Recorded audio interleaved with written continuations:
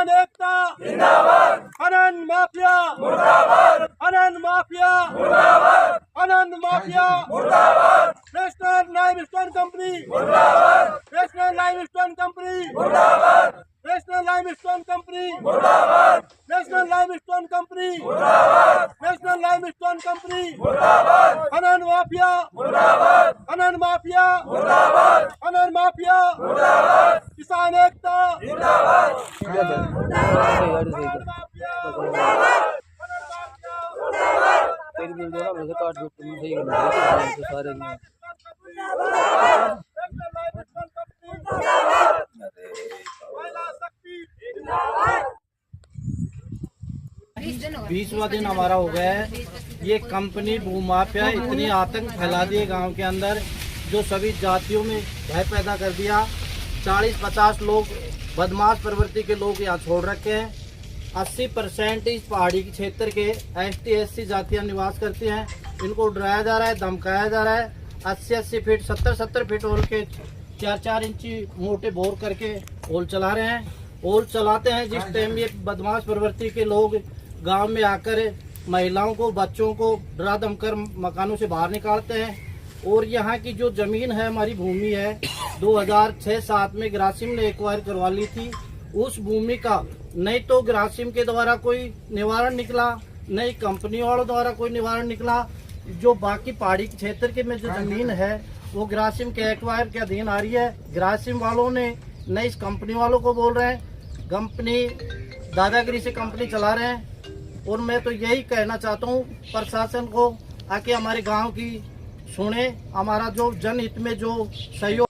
तहसीलदार, SDM, ADM, collector, उप मुख्यमंत्री प्रिया कुमारी, पर्यावरण मंत्री संजय जी शर्मा, सारे प्रशासन को हमने अवगत करा दिया और सभी ने हमें आश्वासन दिया कि हम इस पर लीगल कार्रवाई करेंगे। लेकिन अभी तक कोई इस पर लीगल कार्रवाई नहीं हुई। नॉर्म्स के अकॉर्डिंग जो नॉर्म्स DGMS ने दे रखे हैं उनसे भी अलग ही माइंस कर रहे हैं, दादागिरी के बॉल पे कर रहे हैं। अनावश्यक प्रकार के 30-40 लड़के हथियार बंद रखते हैं, अवैध रूप से ब्लास्टिंग करते हैं, न किसी की सुनते हैं, न किसी प्रशासन की मानते हैं। तो अभी तक अधिकारियों ने क्या कार्रवाई की उसके खिलाफ? अधिकारियों ने हमें ये कहा है कि हम नियम फॉलो कराएंगे, पर अभी तक कोई नियम फॉलो नहीं हो रहा। इसका नियम अभी कोई तो नहीं हो रहा और ये बहुत बड़ी समस्या गांव में हो रही है। पूरा गांव इसके खिलाफ है। 20 से 25 हज़ार आदमियों की जनसंख्या खतरे में है, जिससे जानमान का खतरा बना है। स्कूलें पास में है, शमशान, पानी की टंकी सब पास में है। बारिश में भी गांव इसका आंदोलन। इस खनन, जो अवैध खनन हो रहा है, इससे दुखी हैं। और हमारे यहाँ पर जितना ये लोग पर्यावरण में जो दुष्परिणाम कर रहे हैं, ये बहुत गलत है। और हमारे मकानों में दरार आ गई, हमारे को यहाँ पर बहुत ज़्यादा पीड़ित कर रहे हैं। ये अवैध खनन कर रहे हैं, इसलिए ये नहीं चलनी चाहिए। ये लीज पता नहीं कितनी साल पहले हुई, आज तक ये लीज भी नहीं चली है। इसलिए अब ये लीज चढ़ाना चाह रहे हैं, तो ये गलत कर रहे हैं। और हमारे यहाँ जितने भी गरीब लोग हैं, SC ST और जितने भी गरीब आदमी हैं, उनको दुखी कर रहे हैं। हम सरकार से अपील करते हैं कि एक तरफ तो आप लोग आवास दे करके गरीब लोगों को मकान दे रहे हैं, और एक तरफ हमारा यहाँ पर मकान बने बनायों को तुड़वा रहे हैं इस खनिज विभाग वालों से। ये जो भी इस खनिज विभाग का मालिक है, ये गलत कर रहा है। इसलिए हमारी सब गरीब जातियों की ये सरकार सुननी चाहिए।